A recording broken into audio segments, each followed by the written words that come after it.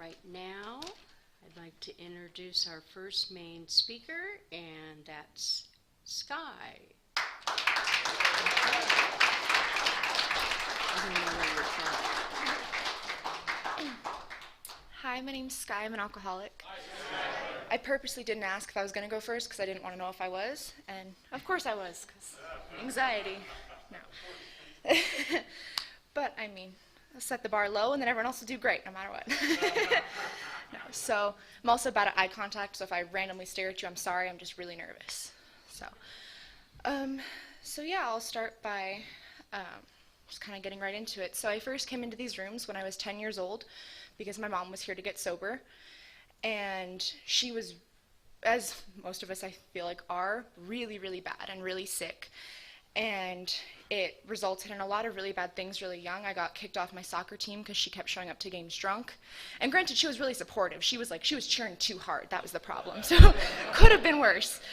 And so from a very young age, I understood what alcoholism was, that I was predispositioned to it. She was definitely the black sheep of her family. She grew up in a very religious Mormon household, bunch of kids, and she was the only one that kind of just was like, you know what, this isn't for me, let's go crazy.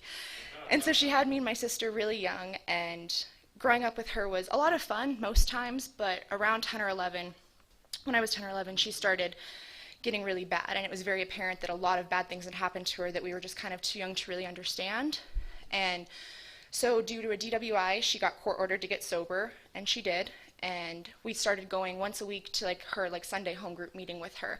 And that was where family was welcome. It was more like if you were an alcoholic, you were allowed to speak, but we would still go and family would be supportive. And so me and my older sister would just sit down, and I would eat my Doritos and drink my Sprite and just play on my phone and not really pay attention, which of course I was only 10. It was all these people just really depressed and kind of talking I ruined my life this way and I ruined my life this way. And I'm like, well, damn, this is a bummer. I don't want to do this, So I just kind of stayed distracted. But now that I'm only 21, so I'm still relatively young, especially to be here, but I wish a lot of days that I would have paid more attention that young. Not that it would have prevented me from ending up where I am, but maybe that it would have sunk in a little bit deeper that this isn't something to play around with, and that it's not some lighthearted,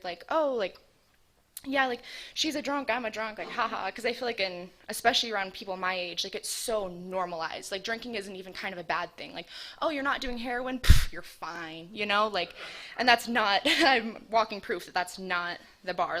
Alcoholism is very real and very intense. And so she got sober, and we moved to Prescott when I was just about to be 15, so I moved here a week before I started high school. And I started high school and was a complete outcast. I was just a super awkward kid in general. I still feel that way inside, even if it doesn't appear that way. And so I didn't have very many friends, and I just did I didn't even start smoking weed or drinking until I was pretty much out of high school. I'd tried it once or twice. Ironically, had gotten completely blackout drunk the first time I tried it. It was on Blue UV at some stranger's house, and I don't know if we've ever drank that. Still brings back, even walking past it in Walmart, I'm just never again. And so, but I didn't think I had a problem. I just thought okay, one time it was a party, I tried it, not for me. And then I dropped out of high school at 17 just because I didn't fit in and I didn't like the people there. It wasn't for lack of not wanting to learn, not being smart.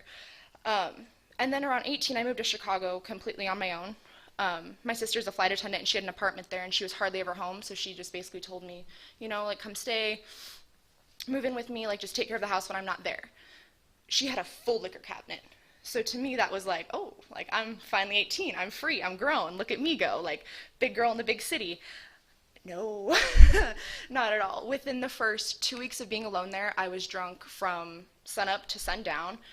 I ended up in situations that I never thought that I would, that thank God somehow I didn't get raped or murdered or worse. It could have been really bad and somehow it wasn't. And my mom ended up basically telling me you don't have a choice, I'm bringing you home because you're gonna die if you stay out there. And I was okay, that's fair. I went a little too hard, but in my mind that still wasn't a problem, and I still didn't have a drinking problem. It was just, I was just let off my really tight leash, completely set free, I just kind of got ahead of myself. And so when I got through the rest of my 18th year and 19th year kind of just being okay, still a little unsafe, and then went on a couple of vacations to Mexico. Couldn't tell you what happened, couldn't tell you who I met, what I said. I know I had fun, there's pictures, but I don't remember. And would wake up with bruises and cuts and scrapes and just be like, okay, well, like I think I'm okay. Like I'm not dead, so I mean I'm good, you know. And then around 20, I started just getting kind of really stressed out at work, and I did work at the same place from 16 to 20 years old, or 21 years old actually, just barely, and loved it. I worked at a brew pub, so it was, there was beer everywhere, and there was whatever, it was very average, but everyone there, kind of as we know, like the Prescott vibe is if you're not in recovery, is to be fucked up pretty much all the time. That's like very socially acceptable. And so I would work with these servers, and I was under 21, and so like they would be going out like every Saturday night to like Whiskey Row and drinking and partying, and I was like, I just want that so bad, but like I'm so young. And so anytime that I would get the chance to go to, not a bar obviously because I wasn't allowed in, but anytime there was a party, I'm like, oh, like I can hang with the like big kids, I'm fine. Every time I would get blackout drunk, I would wake up in a stranger's room in clothes that weren't mine and with cuts and bruises and things I couldn't explain. One time I woke up on a mountain, like a mountainside. That's really scary. Like it sounds funny and I'm laughing about it, but it's not when it's happening, you know? And so it turned into, and keep in mind, like I'm under 21, so all of this alcohol is being bought from other people. And in my mind, those were my friends. Because, oh yeah, they're giving me what I want. I'm asking for a box of Franzia wine that has 34 glasses and finishing it in a day and a half, and no one's saying that that's a problem, and they're just buying me more and more and more. So I always thought that going to work kind of like with a really strong buzz, I was just like, oh, I'm just making more money, like I'm calm, I can just talk to people, it just makes me friendlier.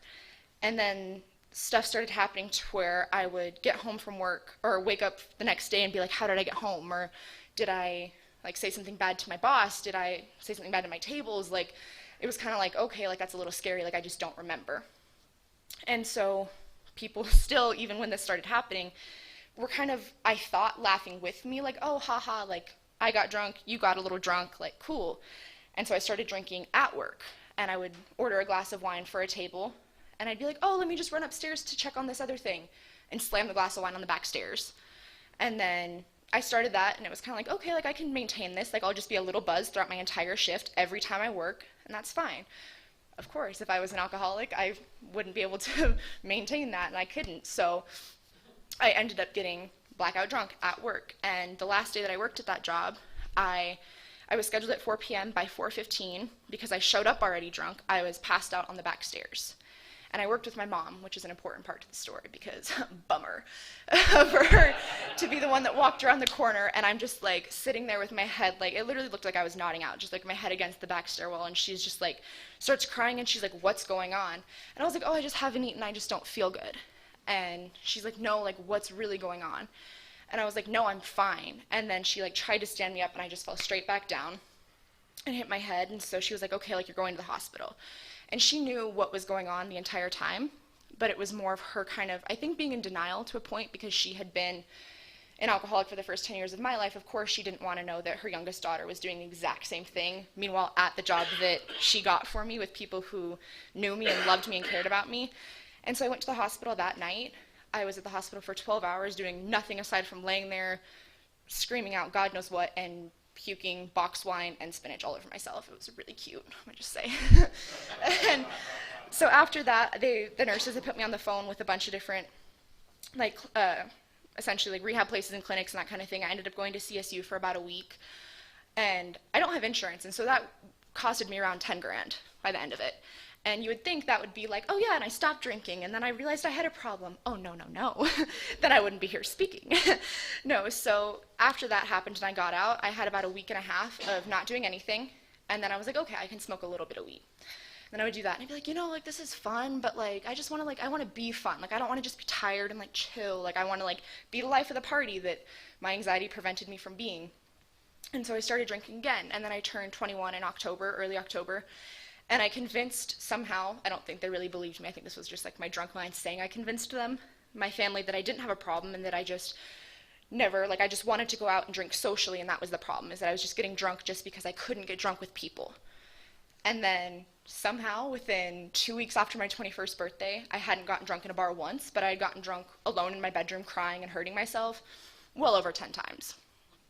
And that's kind of the problem that, or how I know I have a problem, aside from the very obvious reasons.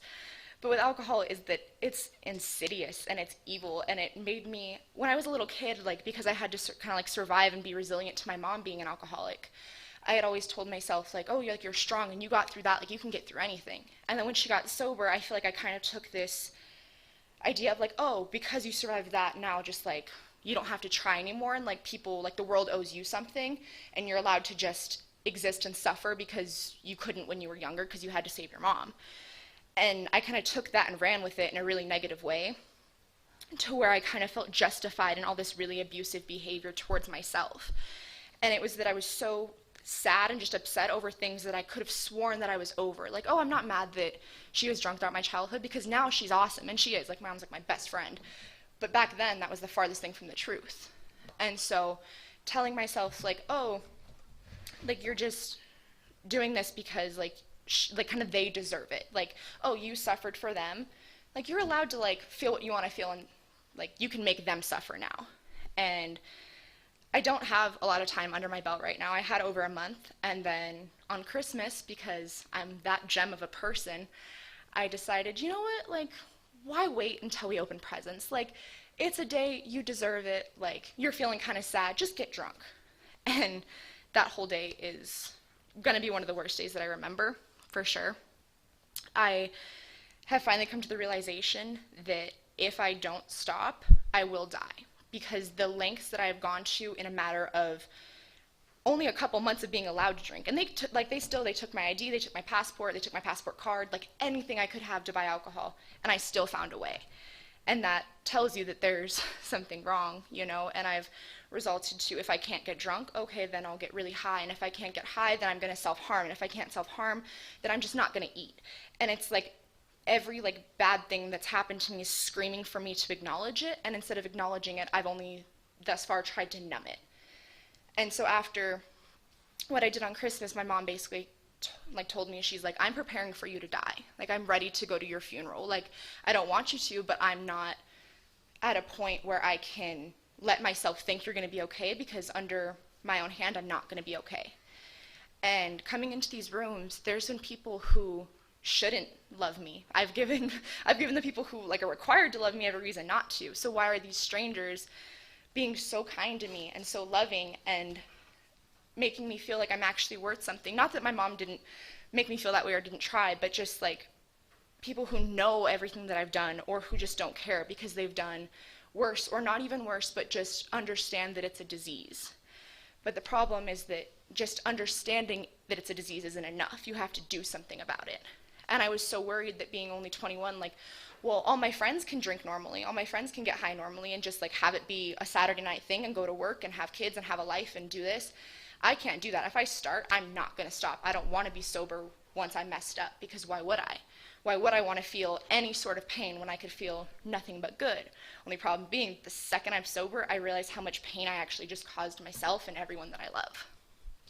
So I know I'm in the right place, and that any vendetta I had or revenge I wanted over certain people in my life, just coming into these rooms and hearing people talk about what alcohol made them do and drugs made them do, makes me realize that my mom didn't mean to hurt me. I didn't mean to hurt them. Any other person I know who struggles with addiction didn't mean to do the things they do. It's just that that's how evil it is, and that being in these rooms, like, it's not, I always thought, like, especially being my age, that it's kind of embarrassing that I wanted to be, like, the cool kid who can, like, just, like, smoke a blunt and, like, drink some wine and just, like, vibe. Like, that's not me. I wish it was, and that looks cool, but that'll put me in a grave before I'm 23, and I don't want that, and my mom doesn't want that, you know. So I'm really glad all of you are here, and thank you for the people who have long-term sobriety, who make me feel like it's possible, and to the people who have the same as me or less than me, that make me know, like, we can do it, because we're going to end up dead if we don't, so might as well try, you know. And yeah, I think that's all I have, but thank you.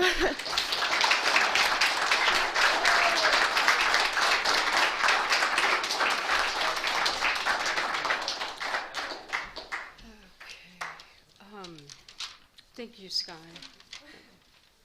And one day at a time. Our second speaker is Russ.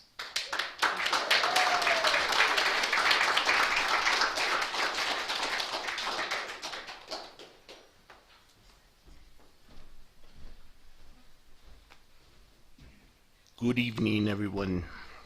My name is Russ. I am alcoholic. Sky, thank you very much for setting the bar high. I do wish everyone a healthy and happy new year. I want to say that so I don't forget at the end. I was born, well, first, my sobriety date is June 17th of 2020. So I too am a newcomer, and I hope there's others out there. Um, I was born in Des Plaines, Illinois in 1970, which is just next to the city of Chicago. If anyone's familiar with serial killers, that was where Pogo the Killer Clown was picked up. So I got that going for me.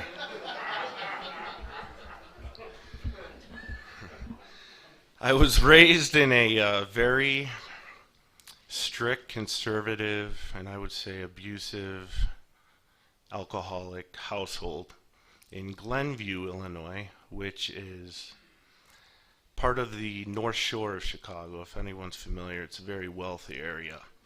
And I knew from a very young age that our house didn't fit in the street, our family didn't fit in the neighborhood, my parents didn't get along with any of the neighbors or anyone else, and I was a uber goober when it came to socializing, social invalid really.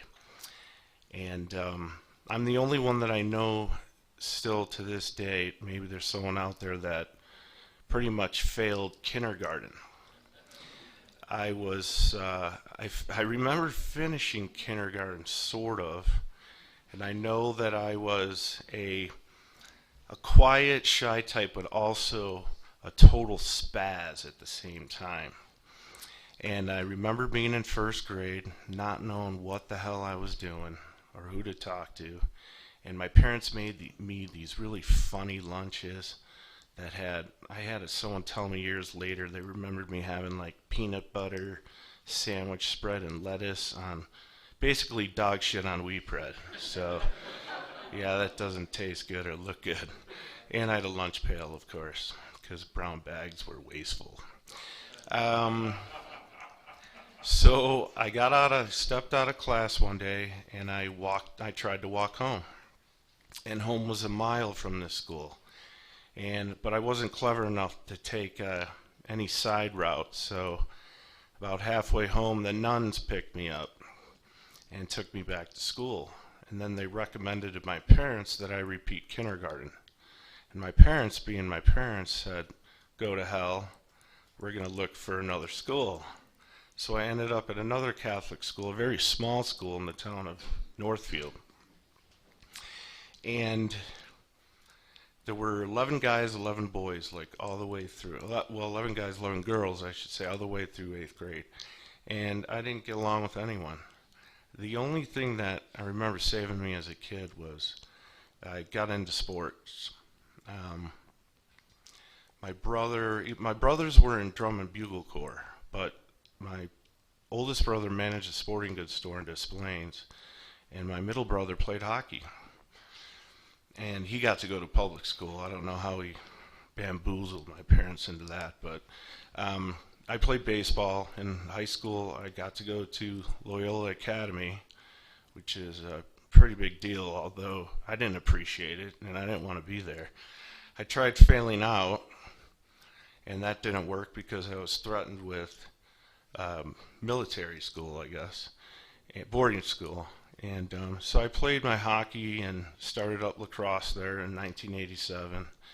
And right away, just as soon as I could, gravitated to a whole new set of people. The high school was huge. It was 500 dudes just in my class. Now it's co-ed, 8A football, all that. So, and I gravitated to the Glenview, I call them C team, which were not the cool kids, but I could tell right away they were total partiers. And alcohol first frightened me as a kid because of my father, yelling at my mom every day, becoming physical, and abusing us as well, children. I have 6 siblings. 5 are older. They all left by the time they were 17, 18 years old just to get out of there. So in high school, I guess I was 13. It was actually my hockey coach. Well, just before high school, turned me on to pot, and then I started drinking beer. It was Budweiser, and I was on top of the world. I had arrived. I really felt like somebody, and I wasn't gonna let that go for anything. And I was a total pothead for, well, pretty much forever. But before I started drinking heavily with liquor, I was smoking weed. And I was the only one in my group of friends that was smoking weed, really. So I smoked by myself. I didn't care. And I smoked at work, and I had as many jobs as I could. Not that I liked working, but it got me out of the house. And in a way, the sports was an escape as well. So after high school, I did go on to State University, and I was 17 years old for the whole first semester. So remember, my parents didn't let them hold me back. And I was free, 17 years old, and I went crazy. And I was almost immediately on disciplinary probation from the university. And I don't know how it took 9 semesters of school for me to be then academically unqualified. And I was asked to leave, expelled, really failed out of college. And instead of sticking around and horsing around in a town called Normal, Illinois, of all places, it's not awesome. I went home, and I lived with my parents, and I got a second shift job at a plating company. And I went to community college, and it sucked. Everything about it sucked. I thought I was the king. I really didn't have any guilt or remorse for any shit I did. I cheated on all my girlfriends. I did a lot of bad things. As a kid, I was a pyromaniac, a vandal. Oh, is that better? Okay. He fucking hit me in the mouth with that. Thank you, Mike. No, I appreciate it. My friends called me the Sucker Punch King. I had a lot of fear, but one way around that was if you liked violence, you just punch them first in the face, and that's what I did. But I had to get a lot of booze in me to do that, a lot. And I was just shit-faced all the time. And then somehow I finally managed to finish school. After 8 years, I got a bachelor's at Northeastern Illinois University in the city of Chicago. And I don't know how I did it to this day. I really don't. It was probably the last moment of sobriety I had at 26 years old. Just briefly, though, to get that done. Until now, just over 6 months ago. And I just turned 50 last month. So that's how long it's been. And I'll say one thing about this disease, that the wreckage is as progressive as the drinking itself, and that's what bothers me more than anything. I regret this and I regret that, but it's just that I regret the time it took to finally get somewhere with this, but that the bad shit I did, and I now realize that even blackout drunks, which blackouts for me were few and far between. I said I always wish I had more blackouts, so I wouldn't remember all the shit I did. But now I know it's just as bad to be a blackout drunk. Right, Mike? And so I started going to rehab in 2015. Oh, I got a career in sales, which in itself is not a bad thing. But for me, the freedom and the culture of selling with people, and especially my bosses in the hazardous waste management industry, was just a bad thing for me. I got loaded in a lot of states. I found the underbelly of most cities I went to, whether it be Anchorage, Alaska, Savannah, Georgia, Pasadena, where I fractured my wrist in a fight with a homeless guy as well. But these are the people that I wanted to hang out with, that I could relate to, and not normal people. I liked addicts, and people like that. So for sure, and. So I got fired from that job finally after 20 years because I discovered you're on human resources radar, you're pretty much fucked. And so they got sick of my shit. And for over 2.5 years, I was unemployed. And I was scared to death and I would never work again. Well, I kind of liked that idea, but I didn't have enough money to do that. I certainly wasn't retired. So fortunately, in November, I interviewed for a job here in Prescott just to take action. And I remember being in the parking lot just saying the third step prayer over and over. And went in the interview, don't really remember it. I floated in and out and I got the job. And as of today, I've been demoted to an essential worker. And yeah, that's not a great thing during these times, right? You're stuck at work during COVID. But anyway, skipped ahead a little bit there. Rehab started in 2015. Since then, I'd been to, in 5 years, 6 medical detoxes, 4 residential treatment centers, and an IOP here in town at Holdfest. And this all happened in 4 states: North Carolina, South Carolina, Arizona, California. So wherever I went, I took me with me, which is a bad thing. This last time around, Decision Point took off, but I met my sponsor, Joe. He's here tonight. God bless you. And over the phone because of COVID.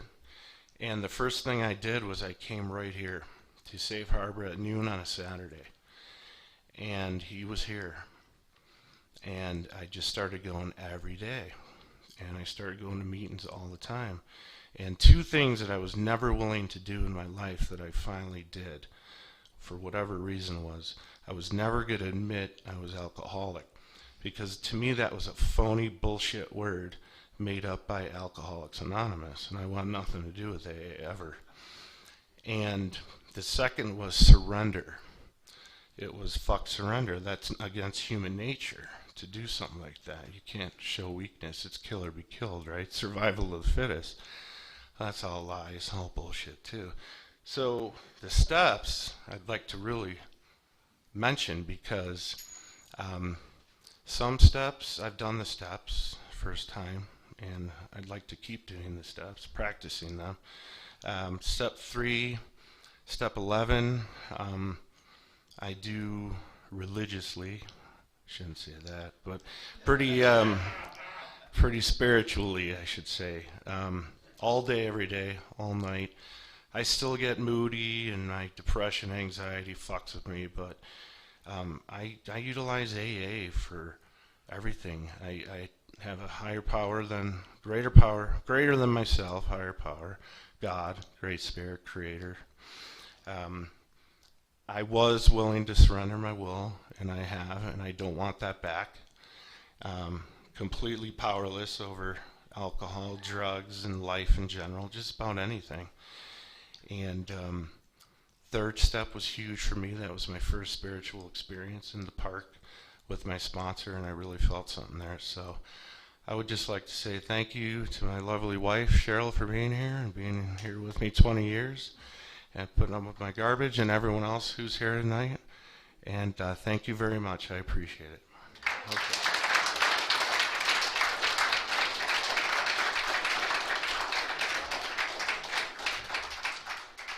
Thank you, Russ. Okay, and for our last speaker is Kenny.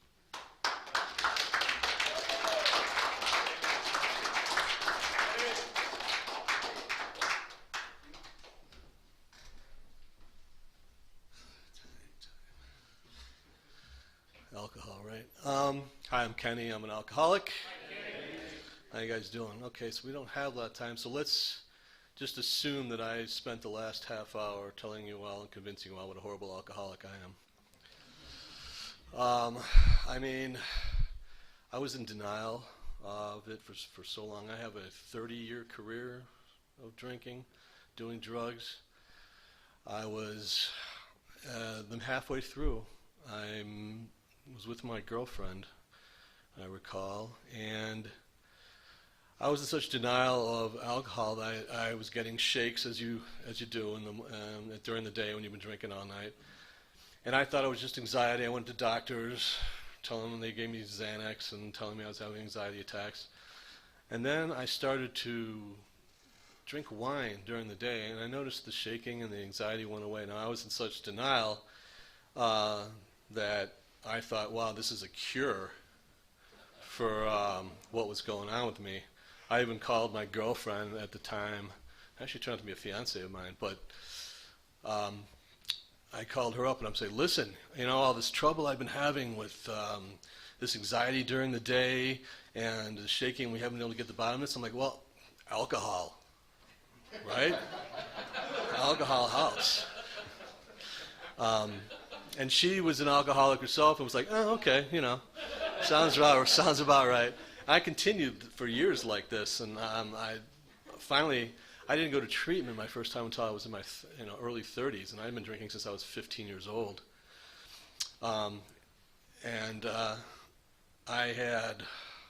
My consequences started coming when I was in my 30s. In my 20s, not so much, but boy, was I a raging alcoholic. I had pancreatitis twice. They had to put me in a coma once because I was in such bad shape. I tore a hole in my esophagus from mostly hard alcohol at that point. But I was in the hospital, and they said, well, we can't operate on you because the tissue's too soft in your esophagus, so either you're going to internally bleed out or you're going to heal. And they said, 50-50. That's what the doctor told me. I'm like, great, when can I get my next drink? I was actually thinking about that while I was still in the hospital. I'm like, I gotta get out of here and have a drink. I'm gonna be okay. So obviously I'm here, so it did heal up. And what next? That's just a brief synopsis. My story, and I can give you one good one, of the typical alcoholic penthouse to the outhouse story. I had a period of sobriety for a while. I was back in Chicago. Well, we have Chicago connections from the first two speakers. Yeah, I don't know. I was smoking pot most of the time, but I had not done any more drugs or had drink in a few years. And one night I picked up my fiance at the time, and we went to a black tie affair in Chicago. Typical politicians, who's who of Chicago were there. You pay your money. We got tickets from her boss to show up and represent. And everyone was having a good time. In fact, at my table, I sat next to Mayor Daley, who was the mayor of Chicago at that time. And everyone was having such a wonderful time there. And my fiance, she was drinking, Mayor Daley, he was drinking, everyone was having a good time, and I thought for myself, it finally just hit me. I'm like, I'm not really enjoying myself, so maybe I can have just one drink tonight and loosen up so I can hobnob with all these well-to-dos. So I got in my head and I looked over at the free bar. I sashayed my way over there.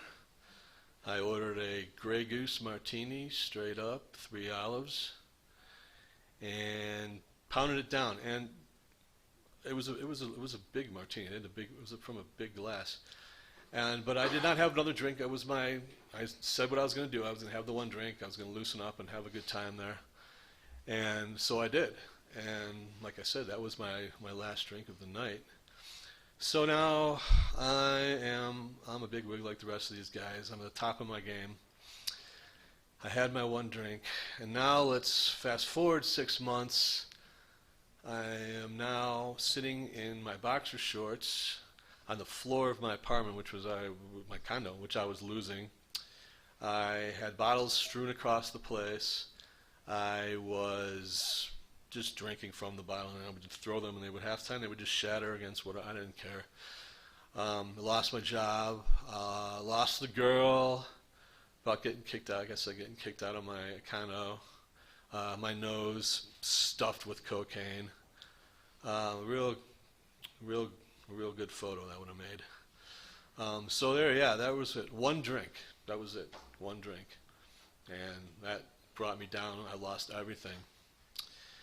And this is all right before I came out to Prescott. This is one of my last binges. So eventually I wound up, it got so bad I had to go get detoxed in the hospital. And I showed up, and I was put in a hospital room, and there was a gentleman there who was a volunteer at the hospital, and he came into my room and knew what I was there for. And he started to talk to me about Alcoholics Anonymous, and there was help for me.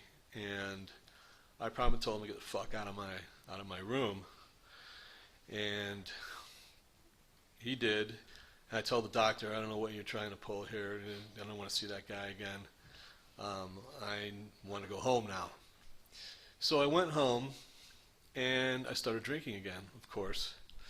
And quickly it accelerated to, I don't know, I was doing a bottle and a half within like 3 days of being released from that detox. Got myself into a horrible blood pressure situation. Organs were starting to hurt. So this time I had to have an ambulance take me to the hospital. I was back at it. This is maybe 10 days later. Had a bottle with me. They made me put the bottle down when they came in and got me. And back in the hospital I was. And sure enough, this dude who was a volunteer at the hospital, who's still there, and he's a program guy. He was not giving up. He would not give up. In my room he came again. And he started talking about some of the same things. And he said, this is a hospital. There's a detox facility, and half detox, half residential facility upstairs. And he said, and they do meetings every night downstairs. Why don't you finish this detox and let me take you to one of the meetings? And I said, I thought I told you to get lost, in so many words. The last time you were in here, I thought I told you to beat it, man. Like, you can leave me alone now. So I get released from the hospital and not doing anything about it. And the third time, okay, I'm back again. This time it only took about 5 days. My blood pressure, I don't know what's going on. My blood pressure's through the roof. My organs are just killing me. They're starting to shut down. This time my life is really starting to be in danger because I never really truly detoxed.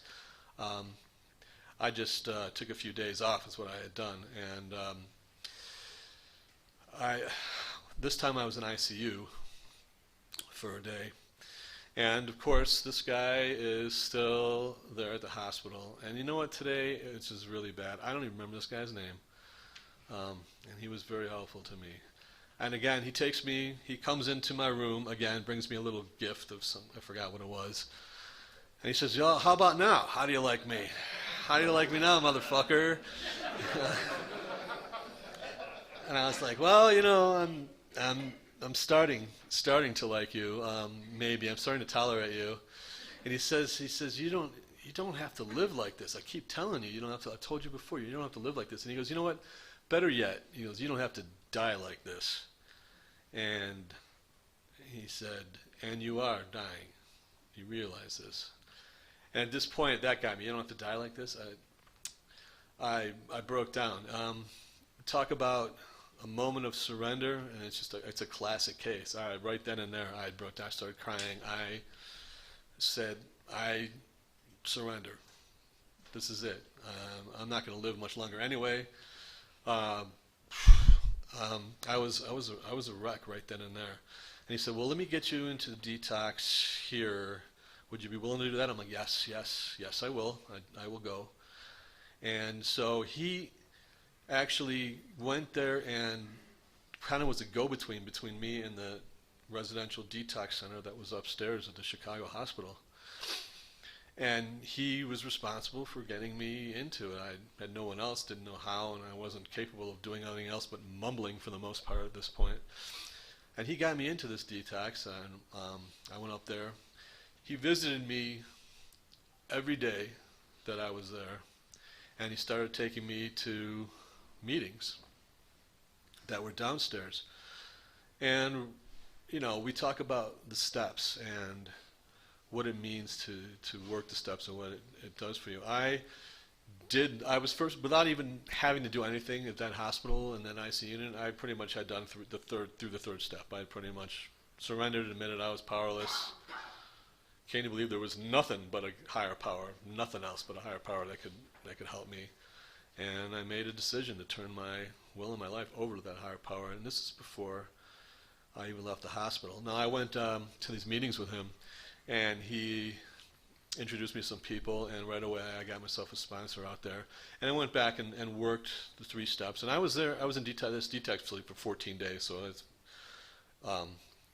so if you're wondering, like sometimes people only go for a couple days into these centers. I was bad enough. In fact, I had to get sent down from the detox facility back to the hospital because I was so sick from all the alcohol I had been consuming.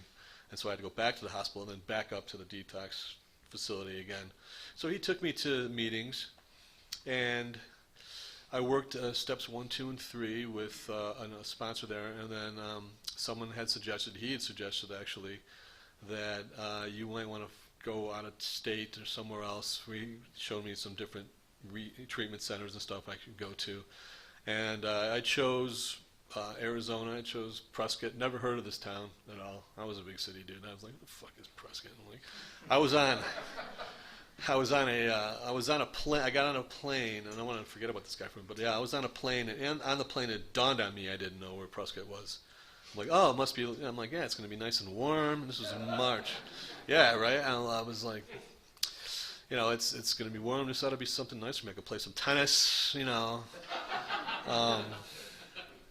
Us to do all sorts of outdoor activities. And so I got picked up by someone I didn't know, and then we started driving from Sky Harbor in Phoenix up to here, and I noticed, as I had my window open, how cold it was getting as we got up here. And then, of course, you know, once I was here, I realized, like, what? This is not what I signed up for. But anyway, I wasn't going to go anywhere. So yeah, and again, back to my time in Chicago, I don't remember this gentleman's name. I don't remember his name. Was he a higher power? Yeah, damn right he was. He was a higher power for me when I was I got a sponsor when I was in Chicago those last few weeks, but he was definitely the higher power.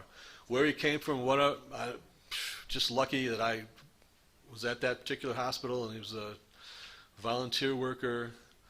And isn't it? I mean, that kind of shitty of me, right? I don't remember his name, but hey, maybe he was an angel. I don't know, but it helped save my life. And then I got right into the steps. I came here wanting to do nothing but AA programs. I was here for a year before I even got a job and started working. I was going to some 3 meetings a day sometimes. I did not want to go back into where I've been. And luckily, since that time, since he told me that I was going to die or I didn't have to die like this, I've been sober ever since. It was enough to keep me sober. And since then, I've been working steps. I've been working with a sponsor. My sponsor, Mike, is here. I appreciate everything he's done for me. He's a great guy. Love him. But yeah, what else can I say? It was just something I've got here.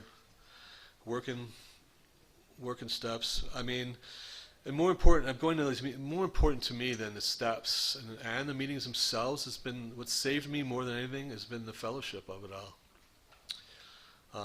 I love the fellowship. I love all you guys. I mean, you guys, it's true what they say. It does keep you sober. So work those steps. I kind of end on something that came to me last night. I was reading up on a character who lived during World War II in that era.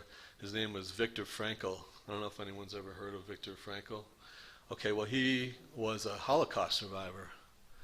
And I know this is a kind of an extreme example, but it's on my mind. And he talked about all his achievements, and he achieved a whole hell of a lot.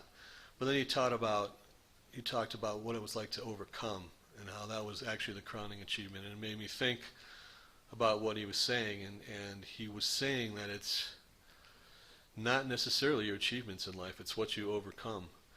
And that's kind of how I see a lot of us here. We're all the same. We're all the same, trying to overcome something. And that could be our greatest chronic achievements for all of us, you know. So I think we're about out of time. Hey, Happy New Year to everybody. Have a great New Year. Have a sober New Year. And let's kick it off. let's kick 2020 to the curb, shall we? Yeah. Let's get rid of that.